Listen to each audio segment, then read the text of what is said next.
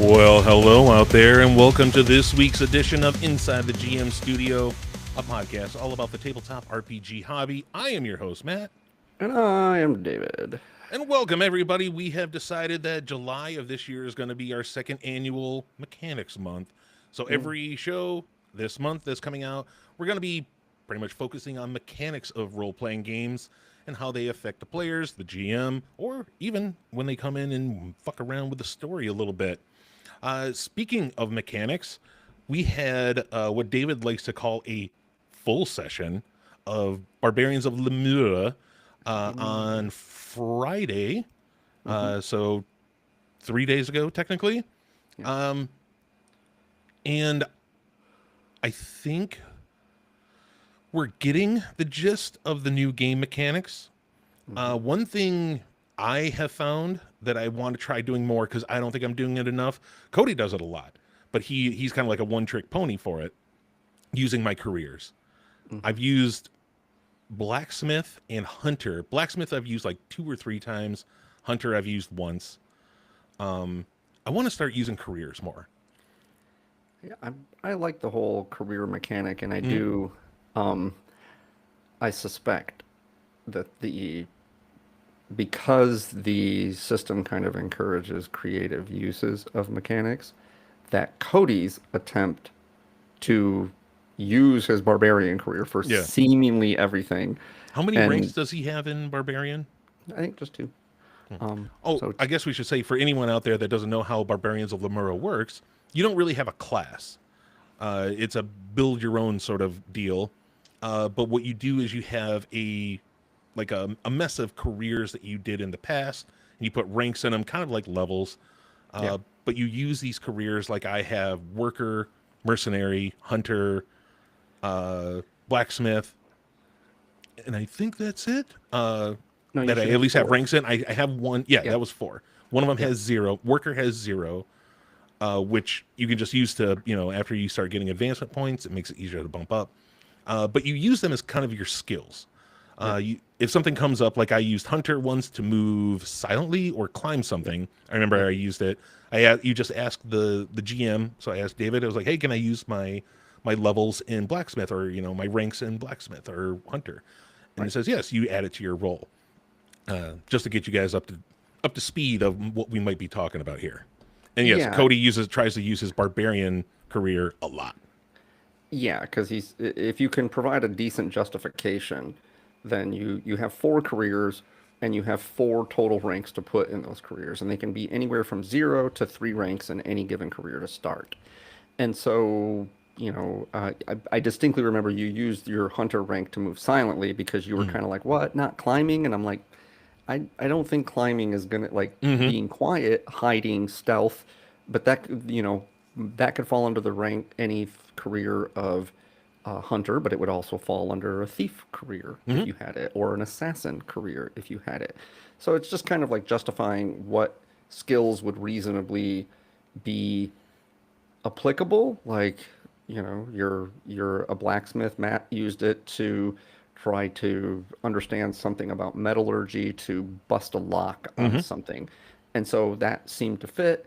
And then some careers, might not have as many applications, like slave. It's like, okay, what are you going to be good at as a slave? I could see it being like, I'm good at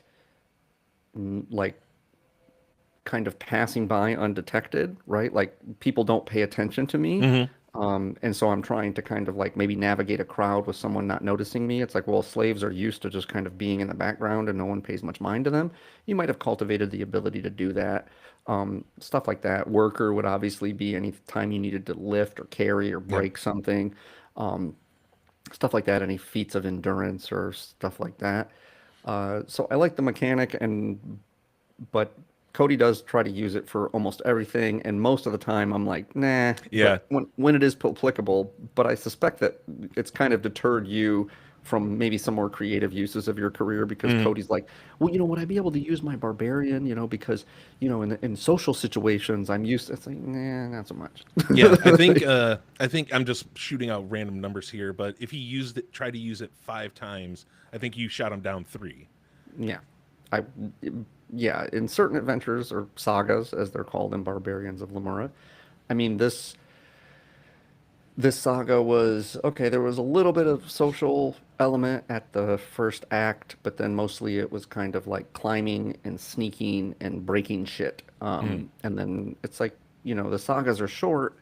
They're likely to not touch a lot of different um, different skills, but because they're short, you you can reasonably go, okay, well, not a lot of my skills were applicable here, but no need to kind of like go, oh man, I wish I had taken more careers in Thief. It's like, well, the very next saga might be something where like a thief's skills are kind of useless. This is kind of the point of having short sagas and characters with um, a variety of different skill sets because it makes it easier to succeed on things when you work together. But I like Mm.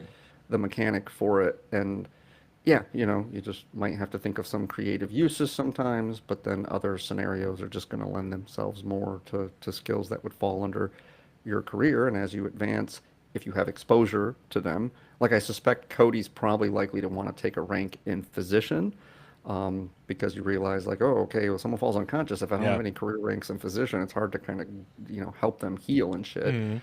Um, and the scenario did call for that. Cody spent a hero point to say, okay, this woman that was enslaved by this guy in the first act that I just kind of mentioned, he was really the adventure hook.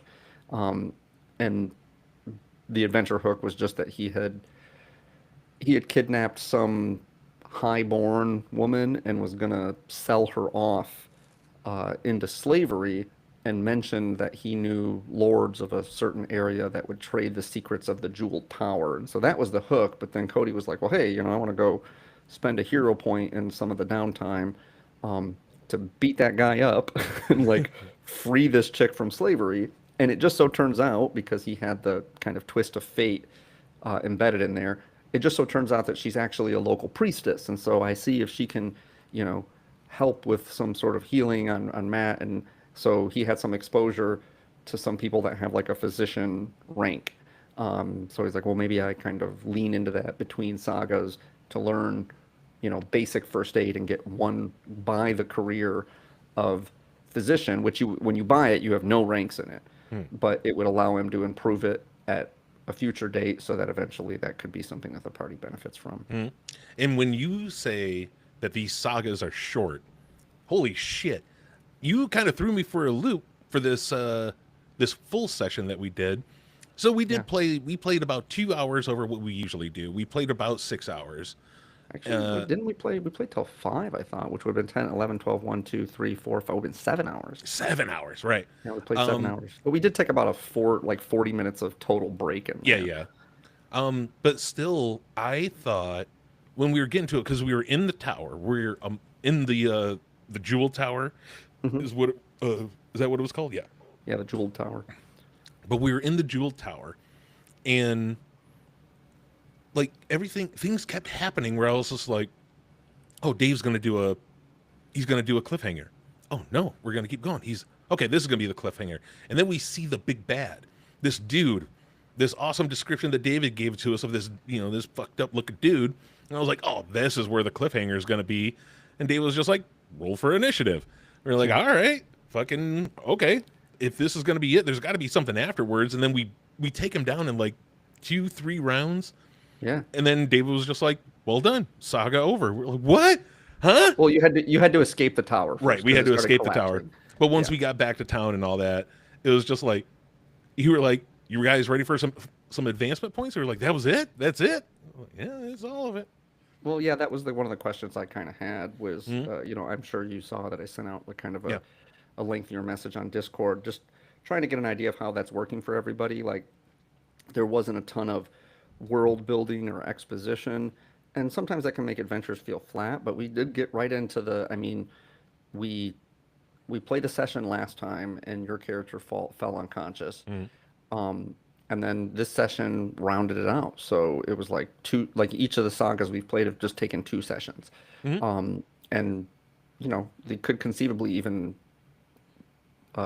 architect ones that are only 1 session. And I don't know if that leaves the world feeling flat. I try to inject it with enough kind of flavor text and mood up front to see if you can like kind of get the whole vibe and then but pretty quickly you're into an inciting incident and then you're off to the quest. And this one there Mm. wasn't a lot of overland travel or anything, so you're just right there in another urban adventure. And it went a little faster because I wasn't sure there's an entry point that that's on the bottom of the tower. And so Yeah. you could enter through the bottom and scale the tower. But you chose to enter on the 5th level, and Mm. then the big bad was on the 4th level. Yeah. So you basically like went to the 5th level, went up to the 6th level, explored up there a little bit, it came down to the 4th level, explored a little bit there, but even obviated some of the encounters. Like there was one of the locked room that you guys didn't go in was basically a golem that the big bad had designed but wasn't able to control. So it's like if you had broken into Ooh. that room, there would have been like this rampaging fucking like undead Frankenstein monster that you would have had to fight. That was in there. Also, there was some dungeons below the tower where all of the guards live and stay because they're all just like Oh.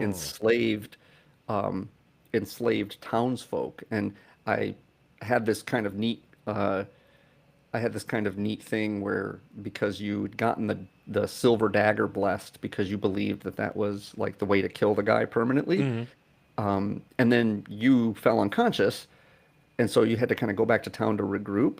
And in the meantime, I was like, okay, here's how much, here's whether he can get more wolves for the garden in that time. And then here's how many other people he would recruit so that the total number of guards would have been what it was. You guys killed more than half of the guards the first time Mm. around. And I was like, oh, I think it would be cool to have the priest that blessed your dagger show up as one of the guards. Like he was Ah. all like ensorcelled and just see how you would have reacted to that. Um, but yeah, I mean the battle. I mean, I tried to make the guy tough, but the real thing that was hiding in the dungeons below was there's this orb, and there's this orb that basically is kind of like a phylactery for the guy.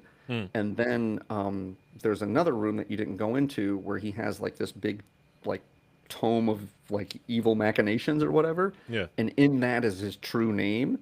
And if you found the Oh. orb and you found his true name and you spoke it while you had the orb in hand, then it would have like changed like to this cloudy instead of transparent orb. And if you had smashed it, then it would have hurt him, and he would have been easier to kill. But you guys saved some hero points and just kind of Yeah. went in there and just fucked him up. Mm. So I don't. One of the things I'm trying to suss out is how challenging the villains are and whether they should be more challenging or not. Because I mean, the combat's pretty deadly, and it's like you Yeah. guys could be conceivably beaten up by time you get to the big bad. And I don't want it to be like, oh, he's challenging, but he's challenging for you at full health, Yeah. and like, uh, so yeah, I was trying to. I'm still trying to balance like if the sagas are the right length, if you're the theater of the mind is working out for everybody okay, if you have enough ease kind of conceptualizing that, or if it just leads to, oh, I just attack him with my sword, no, I just Hmm. attack him with my sword or whatever. It's like that can get kind of stale, but the fighting is pretty fast and furious. Yeah. And Yeah. so I there's love the combat in this game. It's super quick. mhm, The theater of the mind, I think I'm fine with because I don't mind asking simple questions. yeah. Like, is he within arm's reach? Am I in range of him? Where Mhm. is this other guy located? And then I'll just go with it. I don't need much of an answer. Just David to, reassure me. Yes, he's right here, or he is over here. You would have to move this many times to get there. Yeah, Uh, but there's some things that can kind of get to be like, okay, so let's say you use a hero point to use the Rabble Slayer, which is for listeners that don't know, you have this pool of hero points and they can be used for a variety of things: up your damage, make a second attack, turn a turn a success into a mighty success or whatever. But one of them is what's called Rabble Slayer, which is like you just roll damage, and because the rabble are just minions, the damage is just how many of them you dispatch with. And that's a really cool mechanic that I really like, especially it allows the players to be really heroic and just dispatch with just like a horde of fucking enemies. But if you're in a big enough battlefield where you go, okay, there's like 15 enemies here or whatever between the three of you, and you roll like an 8 on damage, well, maybe because the battlefield is big enough, maybe only 5 or 6 of them are actually right in your vicinity. Mm. And I don't want you to have to waste that extra. So then it's like, how do you conceptualize that? Like, you somehow with this one attack kill guys that are 25 feet away from you. You don't have a ranged weapon. Stuff like that needs to kind of be worked out a little bit. Yeah, I think maybe if you just kind of, if anybody brought up, I want to use Rabble Slayer, maybe you could just be like, well, there's only 5 within your reach right now. Is that okay? Do you want to continue with that? Yeah, like if you just said there's only 2 guys around you, do you still want to use that? I'd probably say no. I'm not going to waste a hero point on that. Hopefully, if I'm describing the scene well enough, you should have some idea of that before you decide to use the Rabble Slayer feature, right? You go, okay, I should have an idea of how many guys are basically right adjacent to me, especially because they have rabble, they can attack together as a horde, so they have a horde attack. So often their attacks are pretty low. If they even get a bonus, it's pretty rare. But what they can do is they can all attack as one enemy. And so, say 5 enemies are attacking you, they don't all make attacks individually at a +0. They just get a +1 for every other rabble that's around. And then when they roll damage, they just roll 2d6 and take the lowest. So it makes it easier for them to hit you, but they don't get as many individual attacks because, frankly, like Cody has a 3 defense, which is pretty good. Doesn't sound like a lot, but that means ostensibly on 2d6, with no bonus, rabble need to get, your target number is typically 9, but let's just, for purposes of keeping things in the positive, they basically need to get a 12 because to hit him, which is 2d6, you can get up to 12, and that's it. So it's pretty hard for even like a whole horde of rabble to hit him. But if 5 of them are attacking him, then it's like suddenly now it makes it easier for them to hit him, and they're not going to cause as much damage, and some of which he might absorb, but at least it's something. So it's meant to be like that, where you can fight off these bigger hordes of more low-level enemies, and then the more mid-tier enemies are a little bit of a challenge, and a couple of them might be a challenge for the party, and then the villains are usually singular characters. And there's this really cool mechanic that I haven't got to use yet, or maybe I did use it in the first one, where villains, they have like the inverse of Rabble Slayer, or it's the villain version of the Shattered Shield. So one of the hero point uses for listeners is that if you get hit, you can spend a hero point to either break your weapon or break a shield that you have, and you just absorb all of the damage. And so you don't take that damage. It's been particularly difficult for Matt because he has like a signature weapon and he doesn't carry a shield. So he doesn't want to like sacrifice that weapon. So, he got beat up a little bit a couple times. But the villains have a similar thing, which is basically whatever damage you do, they can spend a villain point and you just kill that many rabble instead. It's called Meat Shield. And basically they just usher a bunch of rabble in front of you and you just kill them instead of damaging them. But I think didn't you use that with the cultists? I might have. I don't remember, but yeah, that's kind of a neat one. And they also have another one that allows them to make an escape. Really? That's cool. They spend a hero point and they just escape, and that's kind of cool if you want to sow the seed for a villain down the road in another saga. I haven't used that one yet, but yeah, it's kind of neat. I saw your questionnaire when you posted it the other day, and I'll say right now, Theater of the Mind, I don't mind it at all. I'm actually a fan of Theater of the Mind. I do love a good grid every now and then if there are grid mechanics. But I've ran Theater of the Mind so many times with other players. I'm all right with it. I enjoy it. That's how we started. That's how I'm all right with being. It's funny, isn't it? That like, I mean, I remember like a while ago we were asking Theater of the Mind or Grid, and we were all like, "Fuck Theater of the Mind." But to be clear, that's for Dungeons and Dragons. Dungeons and Dragons is a tactical a tactical combat system, Hmm. and without a grid, it just gets really fucking messy. There's But too many. Yeah, there's too many area effect mechanics in D&D. opportunity attacks, Yep. cover. This system doesn't have much of that. Now, I might impose something where, like, yeah, if you're at a distance and you're firing into a horde of enemies, like trying to not hit your ally and hit one particular enemy instead, I might pose a penalty to your Mm-hmm. attack just because it is difficult to fire into melee like that. But that's all kind of ad hoc as the scenario calls for it, and otherwise the scene is meant to be more narrative driven, Mm-hmm. and not every little stitch of furniture and every little whatever is detailed. But that said, with the maps, it was like I was trying to kind of describe, and I once you were in the tower, I was a little worried that maybe the theater of the mind description was kind of losing you as to kind of how the rooms were shaped and where they were in relation to one Mm-hmm. another.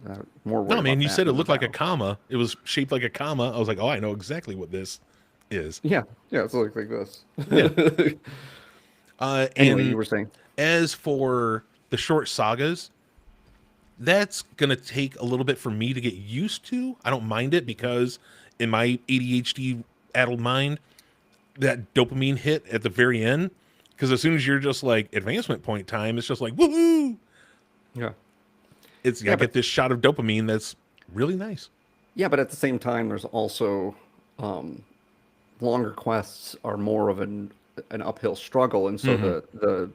the completion of it is a little more cathartic, right? Because you've been working so hard, and you've been it's a long-term goal. Whereas in a sword and sorcery genre, the the stories are the stakes are usually personal stakes. Hmm. They're not like they're not grand stakes. You're not saving a village. You're like in this one, you're just like, well, we need some money.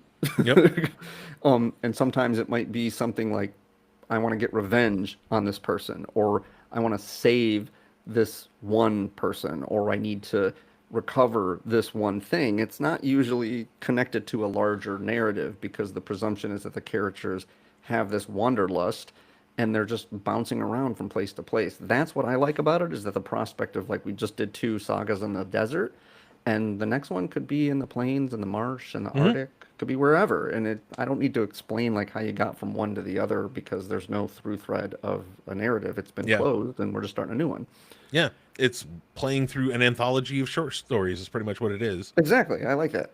Yeah, I dig it. I do, because it is, when it comes to a close that quick, it does. It feels like you still get that sense of accomplishment that I would at the end of a long adventure.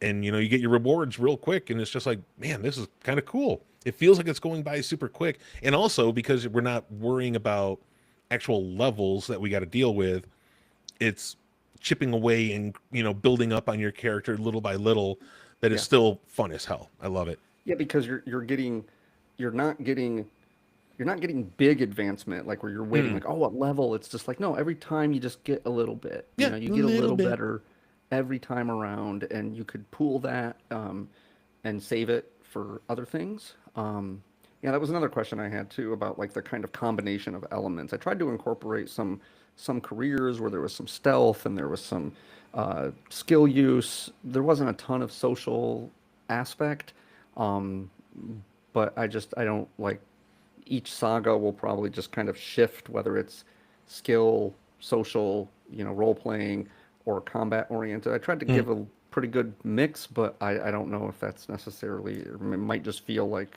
oh, like this is just combat oriented and whatever.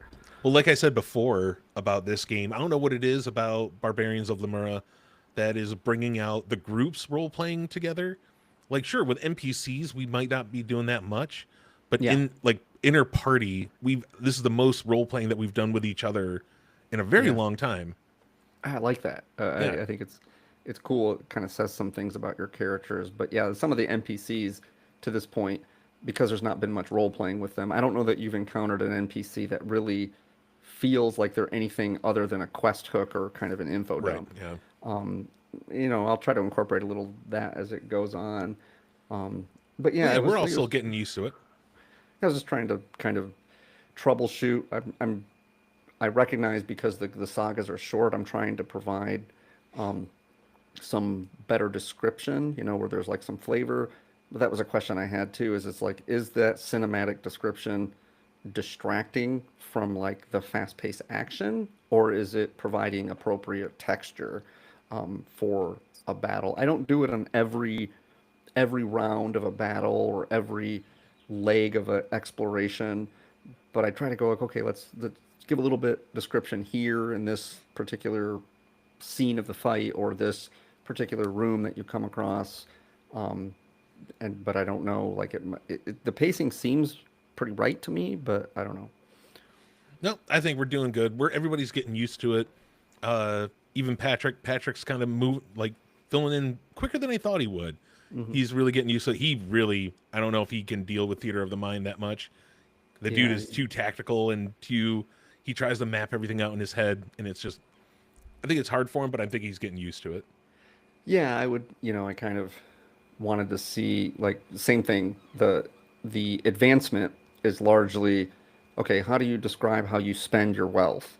Hmm. And what are you doing in the time between sagas? And same thing with like when we're in battle, it's like I'm like, "Oh, Patrick, it's your turn. What are you doing?" So it's just gonna keep hacking away at him. It's Yep. like, "All right, man, Keeping come on. swinging. Can you give me a little more than that? You have so much freedom here to just describe whatever it is that you're doing in a grand fashion." And he's just like, I just continue to make attacks with my sword. It's Hmm. like, okay, that's um so yeah, I kind of embedded the game doesn't really embed hard parameters on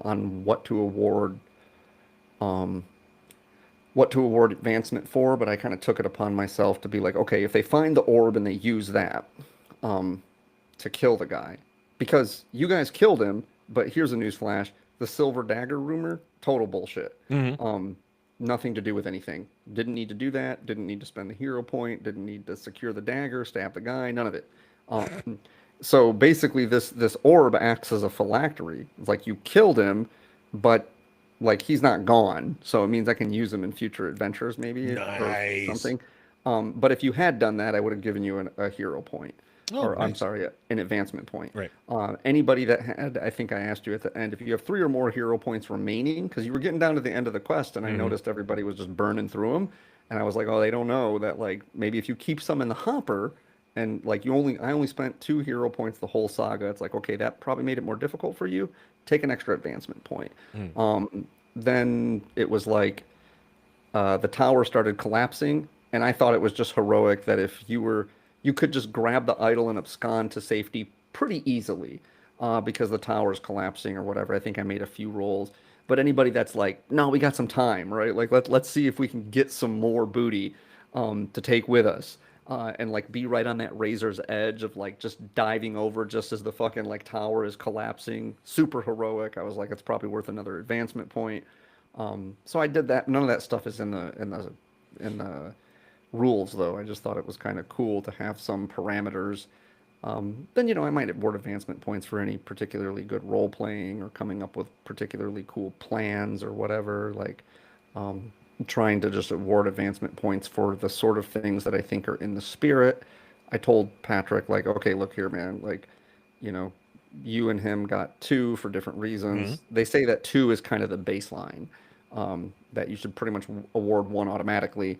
And then if they can provide a good description or hit some parameter, then award a second. And if they do pretty good, then a third. I thought Cody kind of balanced a pretty good heroic, um, you know, go for the glory. And you did at the beginning too, but then you got Yep. consequence, and I think you got a little Yeah. like I was Yeah. counting how many times you were like, "Do we go now? Do we Yeah. go now?" And it was like, "All right, Matt said it 6 times. I don't think I'm giving him that advancement point." But Yeah. I and I feel totally get why. But I feel bad because I don't want to waste those guys' time. yeah, Like if I do go in guns a blazing and they don't go along with it again, yeah, and I go down, we got to start over again. I don't want to waste their time, so I'd rather yeah, just ask them, "Hey, are you guys good?" yeah. But I thought you guys did really well to not like it's the whole what are we doing, what are we doing, and it was like there's like let's debate the merits of like kicking down this door, and it's like no, let's just fucking do something, Yeah. right? like Hmm. like Cody got frustrated. It was yeah, by the way, the door, if you're interested to know, there's several doors throughout the tower that are magically locked. and the orb is the key to unlocking them. Like if you have the orb with his like his name or his soul trapped in it, then the doors just open for you when you come up to him. Otherwise, you just got to break them down. There's no keyhole. There's none of that. So I just put those safeguards in there. It was like a little extra incentive to like exploring the whole environment. But I think it kind of works that it's like some of it was just kind of left mysterious. I mean, I'm filling you in the background now, but during the time it was like, what the fuck is this? Why can't I get through this door? Right? Yeah. Because you're so primed by D&D to think that, well, there's got to be a lock, or I got to be able to do X, or so no, you just got to either break it down, or you got to have the right thing, and you don't have the right thing because what's the likelihood that a powerful, otherworldly magic using thing is just going to lock it with like a traditional mechanical lock? Like, why would he bother? Right. Especially when the entire inside of the jeweled tower is just riches upon riches everywhere. Oh, of course he doesn't just have a regular lock. Yeah. Okay, on to our main subject for today. Super excited to be playing a new campaign with you guys, and thank you, Mitch, for running the game. How was first time prep as a DM? Great. What are you guys playing? Cleric of the Forge, a Redemption Paladin, a Dark Shadow Alchemist. Clayton? Yeah? What is that class? Oh, it's homebrew. Why are you playing a homebrew class with a first time DM? Oh, we said it was okay. Mitch, did you approve of Clayton using a homebrew class? Huh? What? Yeah, I don't know, sure. Yeah, dude, I'm working on a stat block. Can I get a minute, please? I would highly advise against that. Listen, it's fine. I'm not gonna take away his player agency, okay? You've got to switch classes. Why? It's balance. No, it's not. You haven't even read it. Don't need to. Listen, all I can do is... You all meet in a tavern. I use my 4 times a day ability that resets on a short rest to open my third eye, allowing me to see the material and immaterial. This also allows me to see weaknesses, vulnerabilities... Do you enjoy your player's agency? So yes, this beginning of Mechanics Month, we want to talk about player agency and homebrew. Because we talk a lot about player agency when it comes to the story and how they progress the story through whatever they do, but we sometimes forget that when even the little things that David brings in when he homebrews something, that the players can go in there and they can tweak these things because they're not set in the writing, they're not in the core rules, and they can go in there and they can manipulate the shit, even though they say that they have it in, we're doing it for the party itself. We're doing it for the game, for the story. Sometimes, no, it doesn't always work.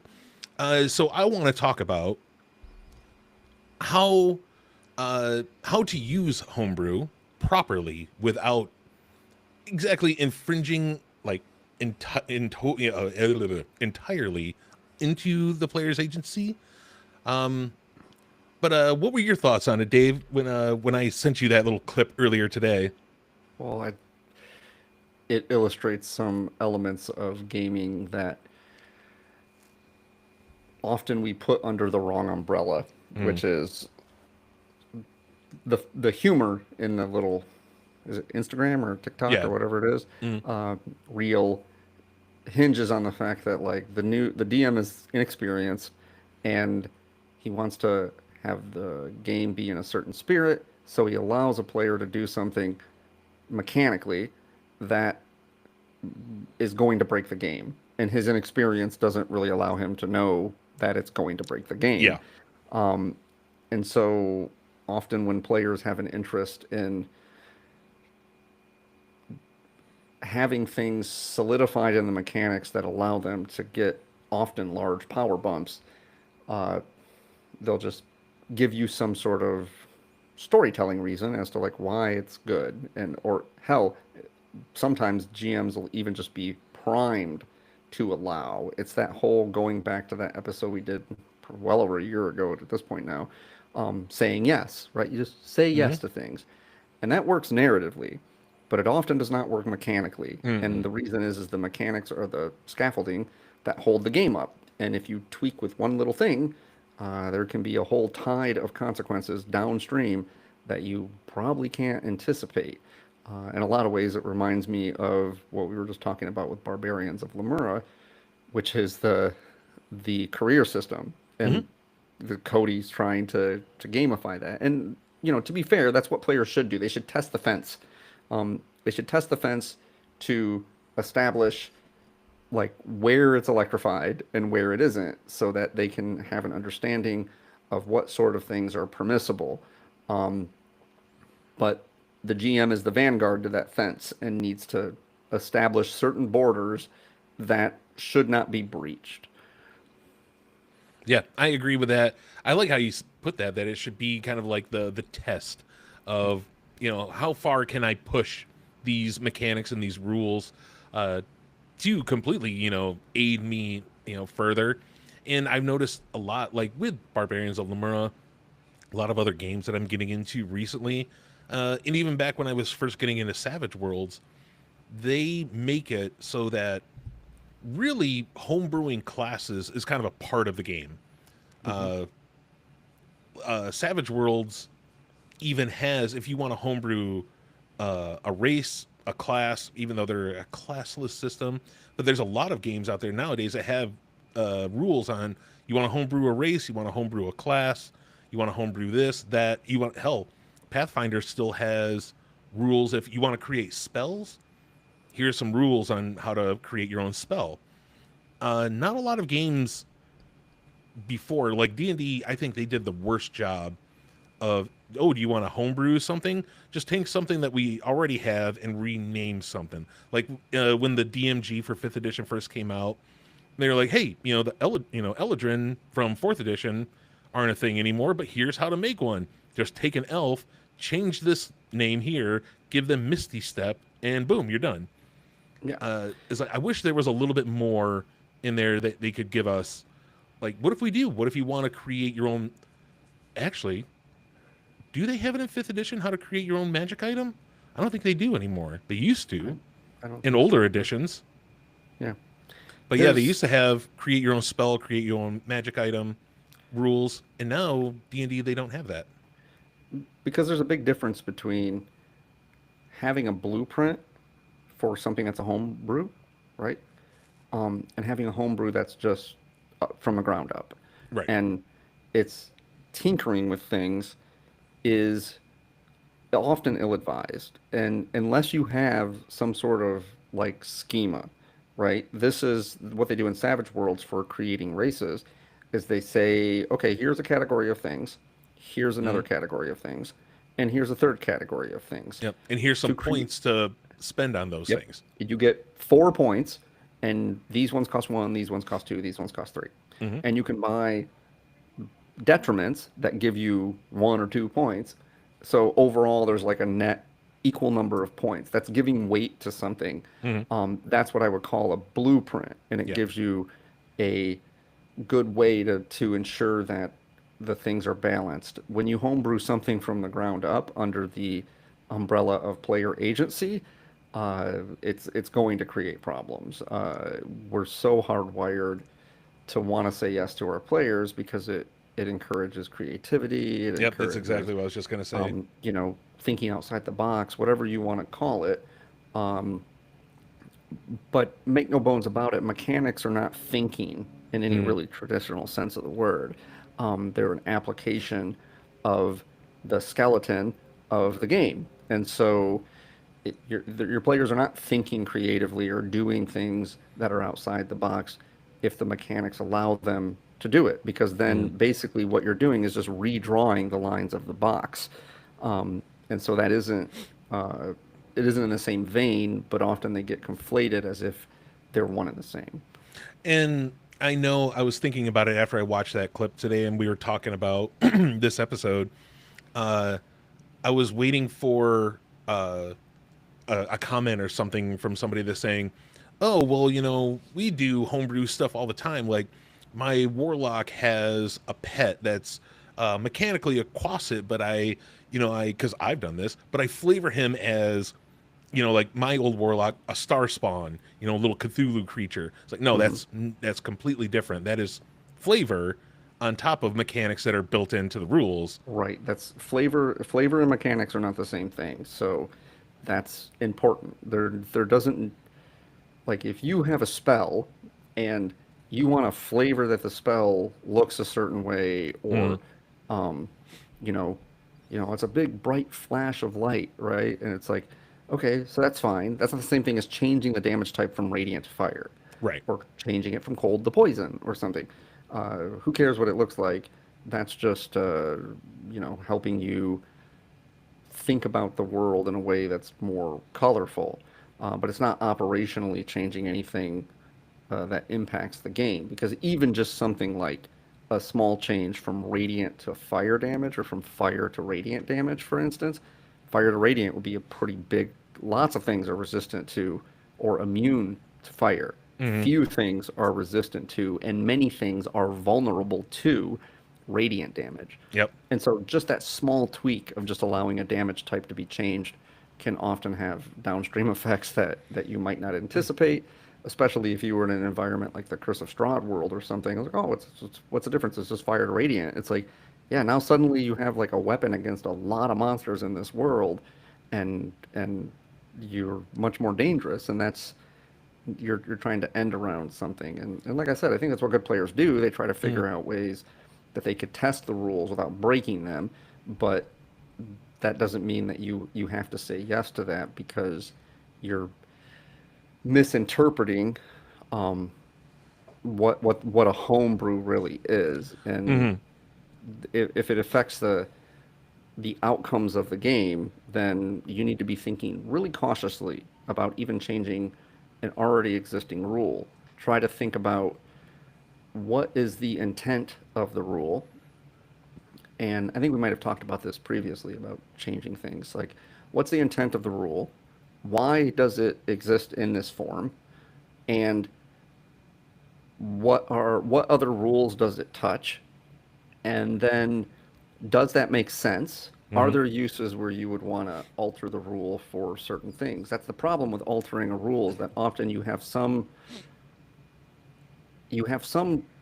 scenarios in your head where the rule would be better if you altered it to some homebrew version. But it needs to be unilaterally applicable across all scenarios, all of the time, not just in these ones that you can envision where it might be better, because the ones where it isn't better might be detrimentally worse, or they might be detrimental to the balance of the game. So you should just think long and hard about, like, okay, what's the intent? Does it seem to be getting at the spirit? What does it touch? How does it break other things?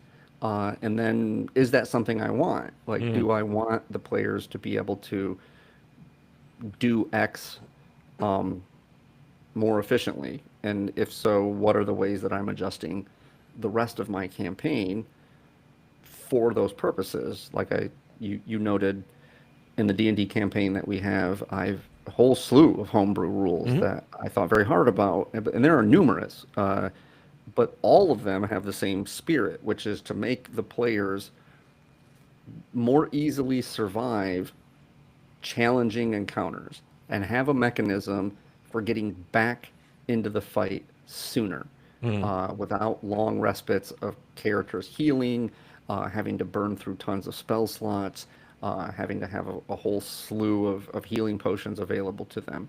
And the reason that I did that is because I wanted to increase the pace of the adventures. So I didn't want there to be like, oh, we just had a wrench thrown in where like Matt's character fell unconscious and now we're waylaid for 2 days or whatever it is, or 10 hours or however. I was like, I don't want that. And I also want to be able to throw a lot more challenge at the players to make things more difficult. And so it only seemed fair that if I'm going to do that, because I want more fast-paced, really hard encounters, that I give the players a few tools here and there, none of which are all that earth-shattering, but taken together as a suite of tools, provide the players a lot more options to kind of stave off death, because they're likely to be, beat up and hurt at any given encounter. But surviving is easier, and then moving on to the next one where there's not going to be as many encounters, maybe a 5-room dungeon crawl, but 2 of them are, a deadly challenge in them or whatever, and the players are on to the next one. I wanted to increase the pace and increase the challenge, and so I tinkered with the whole suite of rules, implemented some that put in place some, I really hate the word implemented, put in place some rules that weren't there, kind of co-opted from other games. So that was like intentional toward a specific goal. If you're all over the place with what you're trying to achieve, with the intention, and you're eroding rules, then you're probably floundering and don't really know what you're doing, and you might want to just defer to kind of the basic rule set. I've also noticed, well, of course, every time that players try to homebrew, they're trying to get an edge on things. Before I tried, I wanted to homebrew my own class years ago when 5th edition first came out. And I asked David, I was like, hey man, you want to help me with this? I want to try to make a spellcaster that uses Constitution as their main ability. And David actually he was like, yeah, I'll help you out. Next thing I know, he made the whole fucking thing. And it was pretty well balanced. It was a good class. I think I used it maybe for 2 sessions and that was it. But it was still cool. He did a really good job. But I have noticed that players, they'll try to, like I had a player before that wanted like I can't remember the name of the actual katana. It's a very large katana. It's kind of like the Masamune Sephiroth sword. Oh yeah. He wanted one of those. And I was like, oh yeah, sure. Just use great sword, rules and we'll just flavor it as a giant katana. And he was like, oh, well, can we change the weight? Because the real thing is lighter than a great sword would be. I'm like, no, don't do that. Just leave it as is. And he's like, oh, but that ruins it. That's, because it would only weigh this much. I'm like, dude, I know you're just trying to get a lighter because your strength is very low. I know what you're trying to do. Just do the great sword thing. Make it easier, so that we don't have to worry about shit like this. And I know what you're doing. Don't do that. It's you bring up a good kind of variant rule in D&D that, a lot of people in D&D, they just ignore encumbrance entirely. Yeah. And we use the variant encumbrance because the whole concept of having a giant pack full of crap is not really great. I even tried to do this alternate rule it's called the sundry rule. I tried to implement this. I tried to put this rule in place because I just thought it was more interesting, and kind of the whole concept is basically you have your armor and you have your weapon or weapons, let's say. Those count toward your encumbrance. Then whatever your max encumbrance is, let's just say you have a strength of 10, so your max encumbrance for the variant rule is 50 pounds. You have a 3-pound longsword, you have 20 pounds armor, so that's 23 pounds, which means that you can carry an additional 27 pounds. So you take that total weight, 50 pounds, and you just say that a quarter of it you're carrying, right? So what's a quarter of 25? Or what's a quarter of like 13 pounds, right?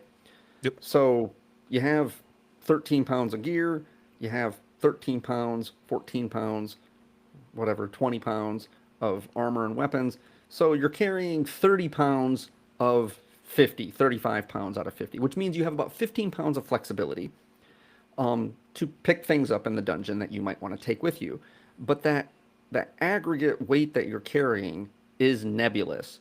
It's just stuff. And anytime you want something, all you do is you make like a low moderate. So let's say, DC 10 is low, 15 is moderate. Let's call it 12 or 13. Check. Either intelligence, i.e. you had the forethought to pack an item that you might need, or strength, i.e. you're strong enough that you can just put a ton of shit in your pack, and that makes it more likely that you'll have anything that you need. And so you just make that check when you want something, and you reach into your pack, and it's just there. And then there's no need to keep track of every little sundry that you have, every little fucking tchotchke. And I thought this was a cool thing. I got a comb in my bag. Exactly. It's just like every little fucking thing. And I just I have no use for it, right? And I tried to put this in place just thinking this was a good way to split the difference between encumbrance and availability of items without having the players carry everything but the kitchen sink on their back. Or to you have characters like Beto who's like, oh, I'm like, oh, you see a pouch of 10 gold, and he's like, I can't carry that. I'm right up against my encumbrance max. It's like, dude, seriously? It's like, fucking, what are you carrying? What the fuck do you need all this shit for? It's just silly. And it's like, I don't understand it. And it's like, because we just did a whole quest with Barbarians of Lemura, and it's like, okay, if you need something, like, you just have it, right? Like, I don't really care what it is. Like, it makes sense that you would have items X, Y, and Z. This is the benefit of short quests. Is why I like this game. Is it's like you're going on a short quest to climb this tower.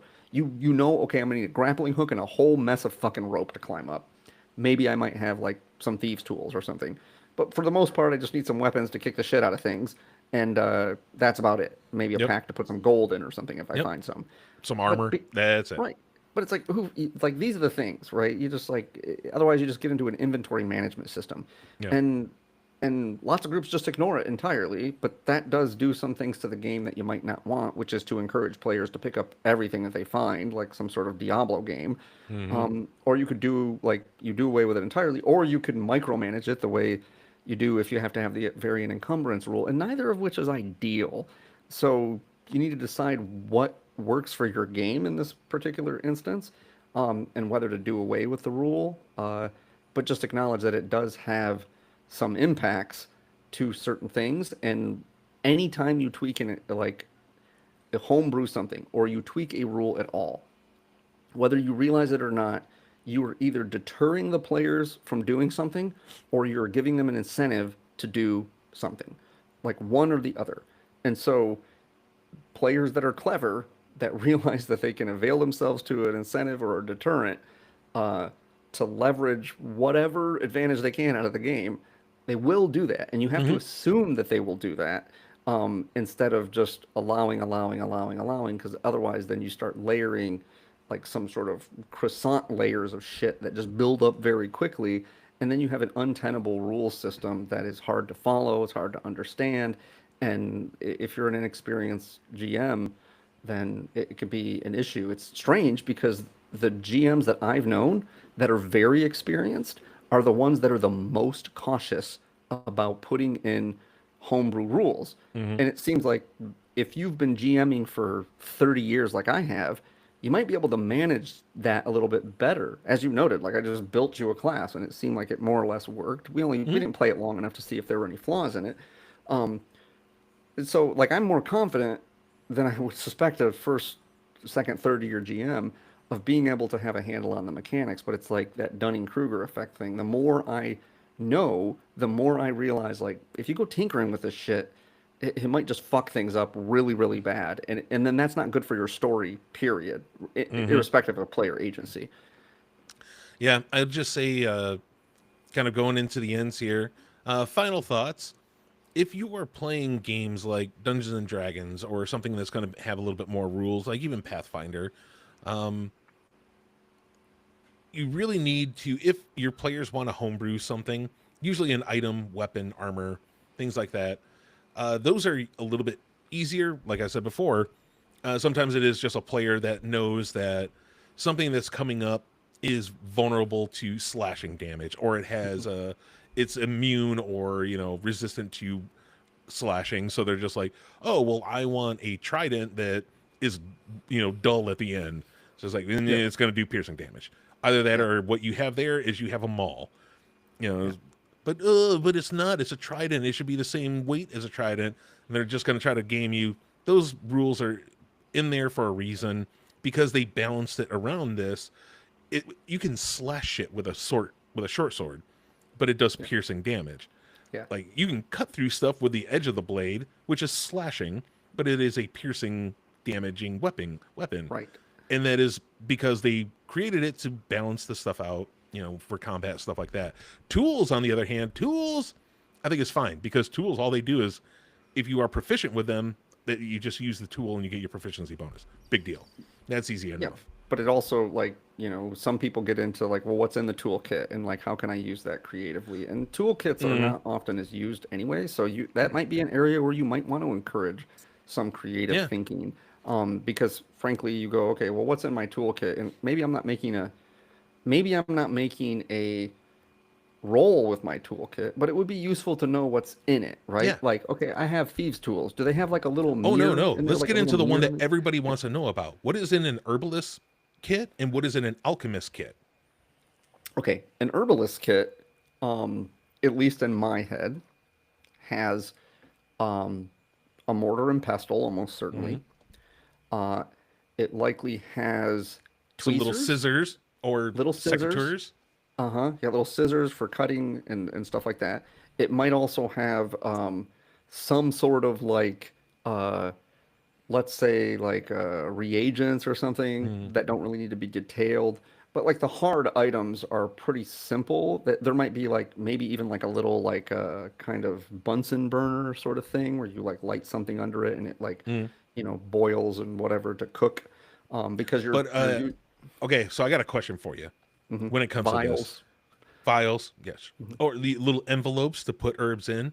Sure. But that's what I want to know is because I've had this question from other players. Well, what herbs are in my herbalist kit? Like, no, there are none. Herbalist kit is for the herbs that you find out in nature. Yep. Same thing with the alchemist kit is that sure, you might have vials of water or vials of iodine maybe or something in there, but Sure. nothing else that's really going to create a concoction right off the rip.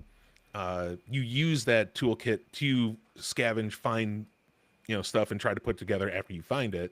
Yes. But that's about it. And like I've had players ask, "Hey, I'm playing a ranger, but there's no like trapper's kit or hunter's kit. Can I just have one of those?" Yeah, sure. That's no problem. Sure, it's got a little bear trap that you hang from your belt, and maybe you got like a bolo or something. Sure, no problem. Actually, I think there is a bear trap, or there is an animal trap in the. Yeah, I'm sure there is in the equipment. But yeah, those things like might it's constantly like, glass vials and bolt of cloth. These are the things that it's like I always tell everyone like, yeah, you want these because you don't realize like you're gonna always want. Well, I put some of this like somewhere. It's like where, like like look, I'm not trying to be like a hard ass and encourage you to like encourage you to carry everything in preparation, but it's like you're picking up a bunch of dust. Like, where are you putting this? Like, why are you keeping it? It's like, so some people just go like, hey, an herbalist kit just has what you need for making, antitoxins and healing potions or whatever. And it's just got it in there. As long as you have the kit and you have the time, like I'll allow you to get one. If you wanted to go a more role-playing route, you'd be like, no, you need to forage these things that allow and make a roll to kind of find the things that you need so that you can make this. It just depends on how much fun you have with that level of realism. But yeah, plenty of kits don't have stuff detailed in them, but it would be, oh, my herbalist kit has a pair of tweezers and I could use those for this thing. Or like the thieves kit has lockpicks, obviously, but also presumably has, like I said, a little extendable mirror. It has, probably like wedges and maybe like some generic skeleton keys or something. And you could use them for other things, right? I take this little skeleton key out of my thieves kit and I just toss it down the hallway so that it makes a racket. It's like, that's a perfectly creative use of the items in your kit, as long as it's not a bridge too far and allows the player to get some one-up mechanical advantage to in some way leverage that. You need to think about whether a player is leveraging the mechanic and trying to get you to say yes to a mechanic that would help them out, or if whatever homebrew thing you're thinking about just allows the player to succeed based on the merits of some sort of idea that they have, some sort of scheme that they have. Like that's much more role playing than it is mechanics. But it might seem like a mechanic because you're just allowing a player to say that something is in their kit that wouldn't otherwise be in their kit. I mean, I feel the same way about the tracking of wealth. It's like in the game that we have now. I'm just like, I don't know. You have a handful of coins, however many that is. I don't know. Like, that's become a lot of more and more games these days. It's just what is your wealth? Just rank it 1 through 5 or handful, a bag full.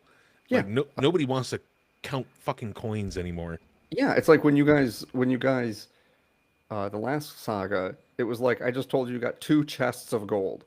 Like, I don't know, who cares, right? Like, because there's no enumerated, well, like a horse costs this much, and it's like you I don't know, you have it, you're rich now. It's like, how much was the idol that you guys got? I don't know, a lot. Like if anything, you guys kind of undershot it. You're like, oh, we just kind of party and like bail Matt's character out of jail. But like, if you had said, I want to buy a fleet of horses, I probably would have been like, yeah, you can afford that. Yeah. Like, well, I don't care. Fleet of horses, a ship. You probably, fuck, man. I brought it up because when we were getting ready to go to the Jewel Tower, I brought it up. I was just like, yeah, I got a horse. And Cody and Patrick were just like, you got a horse? I'm like, yeah, why not? And yeah, and even David was just like, yeah, okay. Well, who cares? Your character. If it was Cody's character, I probably would have been like, yeah, you're probably not likely to have a horse. I might have said no. Like, I'm not gonna just say yes, but just saying like I think I'm gonna have the healing rule. They say it's like 10 or 15 minutes, and I'm like, you know what? I'm just gonna say it's like a swig of wine. Like, if you have wine or spirits with you, then just taking a breather. As long as you got that on you, I'm gonna say okay, yeah. So make sure you have some booze on you, because I think that's bandages. Yep, just like all right, we're ready to go. Because the concept of like you getting ready to climb the tower and you're just like, oh, let's take 15 minutes. Let's just sit here at the bottom of the tower for 15 minutes while Cody's exploring the upper reaches of the tower where there's a giant spider lying in wait to kill him. Like, it just seems like, you probably wouldn't. You'd take a couple swigs of wine and you'd climb up the rope, right? And why make it more difficult than it needs to be, especially because it doesn't break the game, the difference between, a minute or so of swigging wine and getting your breath and 15 minutes. If you're playing a ticking clock scenario and you want that time tension there, maybe it works a little better that way. But just think about the intent, think about the spirit, think about whether the player is trying to leverage the mechanics for an advantage or allowing the mechanics to be maybe a little fuzzier for the purpose of allowing their idea to get them an advantage. I'm okay with ideas getting you an advantage, not so much with mechanics necessarily, unless they're already baked in. Agreed. All right. Well, I think that's going to bring it to the end of this episode. For any of you out there, guess what? It's Mechanics Month. Send us some emails that says, hey, I want to talk about this sort of mechanics, or hey, what are your thoughts on this kind of mechanic? Let us know anything. Actually, just write in and say anything. Fuck it. Give us a question. We like to answer shit. As you can tell, David loves to fucking talk. So send it in to insidethegmstudio@gmail.com, or come on over and watch us live, usually every Sunday at 9 p.m. Eastern at twitch.tv/InsideTheGMStudio or youtube.com/InsideTheGMStudio. And you can watch us, chat with us, and ask us questions in there. We've had it before. We have answered shit. But for this week, for Inside the GM Studio, I've been your host, Matt. And I am David. A good night.